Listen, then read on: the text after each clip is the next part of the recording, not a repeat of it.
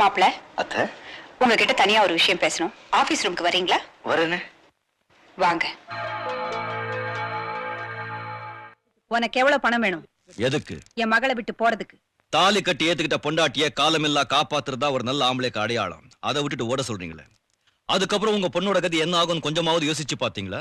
என் பொண்ணை கட்டிக்கிறதுக்கு 1000 பேர் வருவாங்க. ஒரு பொண்ணுக்கு ஒரு மாப்பிள்ளை இருந்தாதான் மரியாதை கௌரவம்.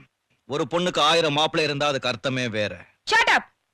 இந்த ராஜராஜேஸ்வரியோட பொண்ணை கட்டிக்கிறதுக்கு உனக்கு என்ன யோகிதை இருக்கு? கட்ட தாலியை வாங்குறதுக்கு பணம் இருக்கு. உங்க பொண்ணை வாழ்நாள் பூரா உட்கார வச்சு சோறு போட வளைக்கிறதுக்கு கையில பலம் இருக்கு. என் குடும்பத்துக்கு ஒரு வாரிசு உண்டாக்குறதுக்கு ஆண்மை இருக்கு. ஒரு ஆம்பளைக்கு இதை விட வேற என்னங்க வேணும்? சரி, மறுபடியும் கேக்குறேன். என் பொண்ணை மறந்து இந்த வீட்டை விட்டு வெளியே போறதுக்கு உனக்கு எவ்வளவு பணம் வேணும்? அடி சக்க, காசை கொடுத்து என்ன விலைக்கு வாங்க பாக்குறீங்களா? உன்னையும் விலைக்கு வாங்குவேன். உன் உடம்புல இருக்கிற திமிர அடக்கிறதுக்கு 4 காசை கொடுத்து 40 ரவுடிகளையும் விலைக்கு வாங்குவேன். ரவுடிங்களுக்கு எல்லாம் இந்த உடம்பு அடங்காதுங்க. இது மூட்டை தூக்குன உடம்பு. Shut up. எதுக்கா என் பொண்ணை மைக்கு கல்யாணம் பண்ணிக்கிட்ட? ஒரு சின்ன திருத்தம். நான் மயக்கலைங்க, உங்க பொண்ணுதான் என்கிட்ட மயங்குனா. என்னதான் கட்டிக்குவே சொல்லி ஒத்த கால்ல நின்னா. கீதா உங்க பொண்ணுன்னு தெரியறதுக்கு முன்னாலேயே நான் அவளை காதலிச்சேன். அதனாலதான் அவ கழுத்துல தாலிய கட்டினேன். இல்ல, என் பொண்ணு கிட்ட உன் தங்கச்சிய பத்தி அழுதுகிட்டே சொல்லி அவளை இந்த வீட்டுக்கு மருமகளா கொண்டு வரலான்னு திட்டம் போட்டிருக்கேன். முந்தான நிழல நின்னுகிட்டு காரியத்தை சாதிக்கிற கோழை இல்லைங்க. நான் ஆம்பளை. நினைச்சே ஜெயிச்சே, அதான் எனக்கு எப்போதுமே பழக்கம். உன்னை நான் ஜெயிக்க விட மாட்டேன். குருட்டுத்தனமா உன்னைய நம்பிக்கிட்டு இருக்கிற என் மகளை உங்ககிட்ட இருந்து பிரிக்கிறேன். உன் மேல வெறுப்ப உண்டாக்கி அவ கையாலேயே உனக்கு விவாகரத்து பத்திரத்தை கொடுக்க வைக்கிறேன். இந்த உலகமே தலைகீழானாலும் சரி, கிழக்கே உதிக்கிற சூரியன் தினசரி மேற்கே உதிக்க ஒத்துட்டாலும் சரி, ஒன்னா இருக்கிற என்னையும் கீதாவையும் எதனாலையும் கொஞ்சம் மன்னிச்சுக்கங்க. எவளாலையும் பிரிக்க முடியாது. நான் பிரிச்சு காட்டுறேன்.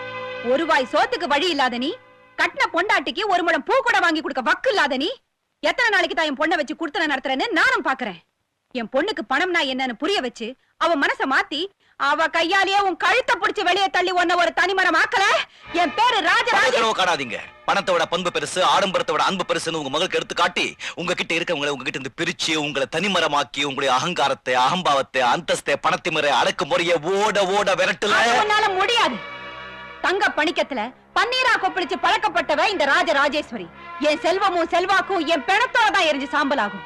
அது வரைக்கும் என் காசுக்காக என் காலை பிடிக்கிறவங்க இருக்கிற வரைக்கும் உன்னால நினைக்கத்தான் முடியுமே தவிர நடத்தி காட்ட முடியாது. நடத்தி காட்டுறேன். ஏழைங்கிற ஒரே ஒரு காரணத்துக்காக அபாண்டமா பழைய சுமத்தி ஜெயிலுக்கு அமிச்சு அவமானப்படுத்துங்களே என் தங்கச்சி. அவளை உங்க வாயாலேயே மருமகளின் கூப்பிட வச்சு இதே வீட்டு கூப்பிட்டு உங்க கையாலேயே ஆரத்தி எடுத்து வலது கால எடுத்து வச்சு உள்ளவாமா அப்படின்னு நான் சொல்ல வைக்கிறேன். இது இந்த மாப்பிள்ளையோட சேலஞ்ச். உன் தங்கச்சி இந்த வீட்டுக்கு மருமகளா வர்றது கிடக்குது. என் செல்வாக்கு, பணம், அந்தஸ்து எல்லாத்தையும் பயன்படுத்தி உன்னையும் என் மகளையும் எண்ணி 60 நாள்ல பிரிச்சு உன் குடும்பத்தை நடுத்தரவுல நிறுத்தி காட்டுறேன். இது இந்த ராஜராஜேஸ்வரியோட சேலஞ்ச். ஆனா ஒண்ணு, நமக்குள்ள நடக்கிற இந்த போராட்டத்துல நம்ம சேலஞ்ச பத்தி நீ வெளியே யார்கிட்டயும் சொல்லக்கூடாது. Never, certainly not. I am a gentleman. எப்பவுமே தன்னன் தனியா நின்னு போராடி ஜெயிக்கிறது என்னுடைய பழக்கம். ஆனா நீங்க பொம்பளை, எத்தனை பேரையாவது சேர்த்துக்கங்க, எவ்வளவு பணம் வேணாலும் செலவு பண்ணிக்கங்க, என்ன ஒண்ணும் அசைக்க முடியாது. நான் நினைச்சதை நடத்தி காட்டல.